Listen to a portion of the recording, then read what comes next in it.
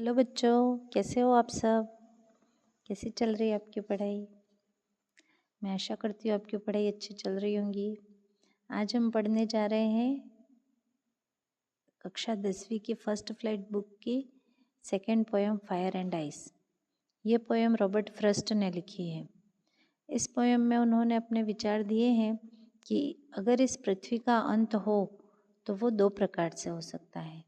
पहली दफ़ा वो आग से हो सकता है, और अगर इसको फिर से अंत होना हो तो वो बर्फ़ से हो सकता है।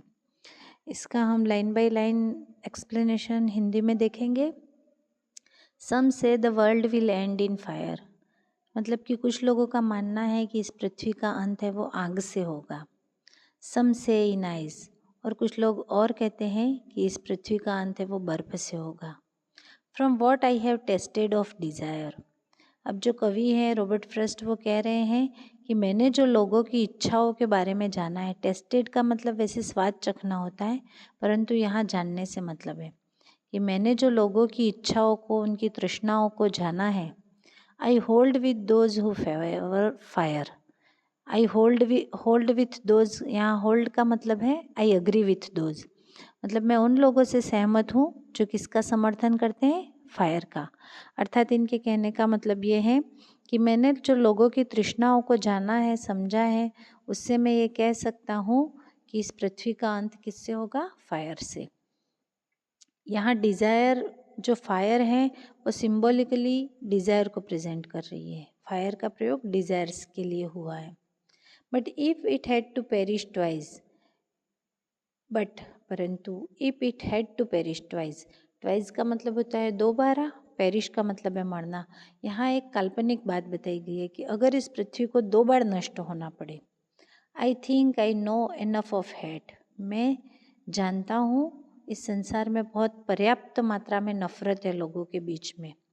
To say that for destruction ice is also great and would बी सफाइस, यह कहने के लिए कि पृथ्वी के विनाश के लिए आइस, बर्फ भी, ऑल्सो ग्रेट, बहुत महान होगी, एंड वुड बी सफाइस, और पर्याप्त होगी।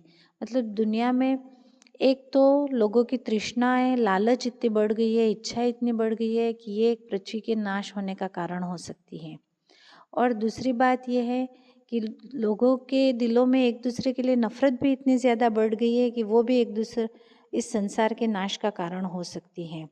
तो अगर पहली बार पृथ्वी को नष्ट होना हो तो कवि कहता है कि लोगों की इच्छाएं और लालच है जो इसके लिए जिम्मेदार हो सकती है, परंतु नफरत भी संसार में कम नहीं है, यह भी इसके विनाश का कारण पर्याप्त रूप से हो सकती है।